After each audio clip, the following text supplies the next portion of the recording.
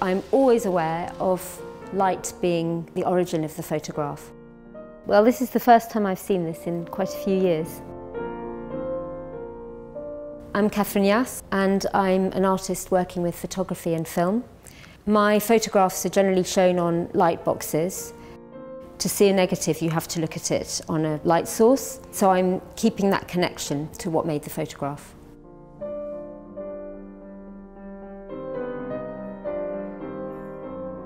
I was actually the conservator for these works when they came into Tate's collection in 1996, and it's delightful actually to be revisiting these with the artist Catherine Yass in the context of the project Encounters on the Shop Floor with the Victoria and Albert Museum.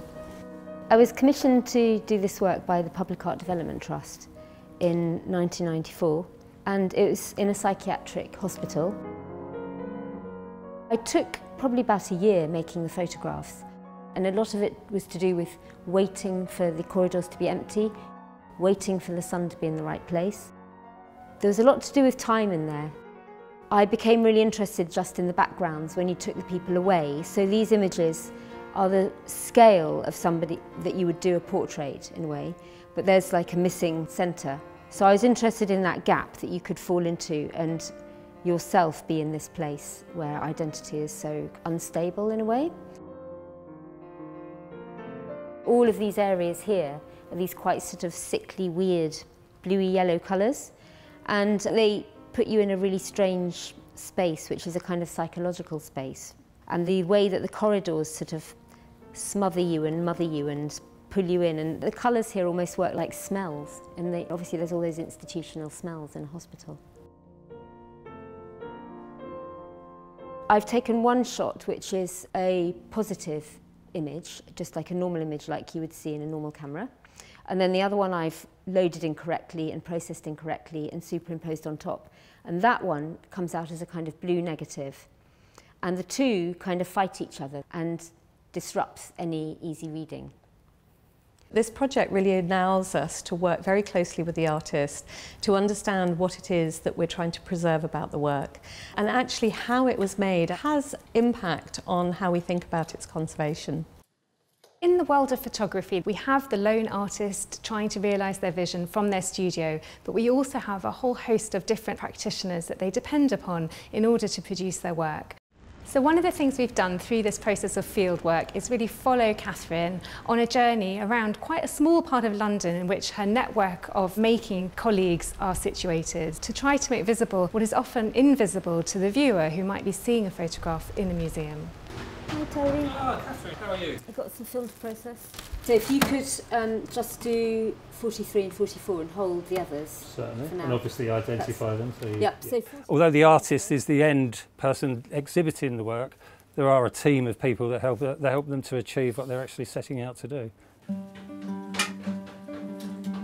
What this project has really told us is that it requires so many very specific things to do with materials, people with particular skills, and these networks which are quite fluid and changing.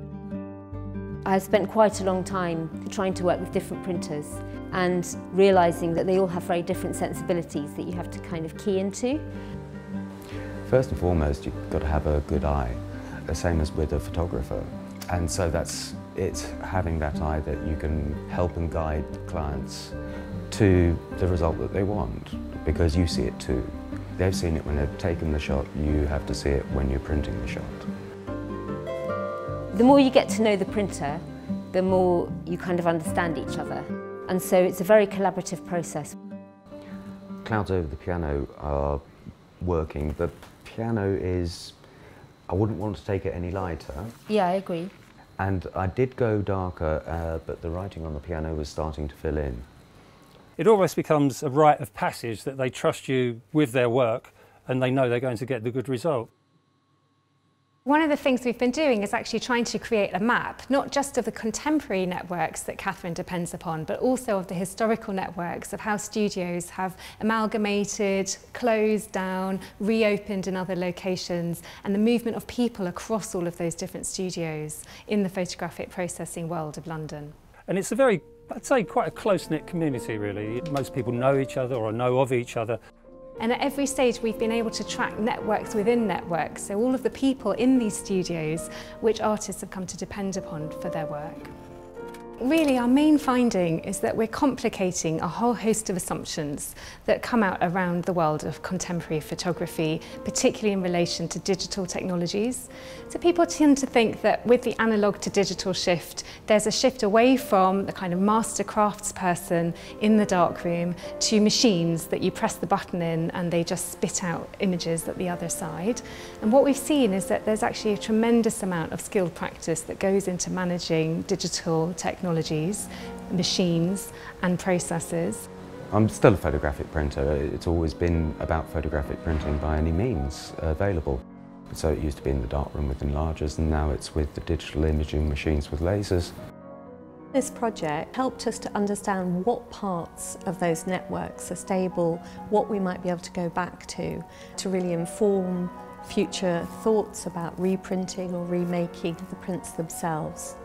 We've also seen that just as much as there is change within the photographic industry and technologies are rapidly becoming obsolete or being replaced with new technologies, there's a tremendous amount of persistence and resilience. So we've seen in photographic printing studios that there's a huge social network people depend upon to consolidate their knowledge, to bring people together to get the job done, and to find workarounds when technologies do become obsolete, when machines do stop working or programs are no longer supported. Now I'm beginning to understand it through the research we're doing, that it's a process of care and of looking after the images in order to make sure that they have the full life that they can have.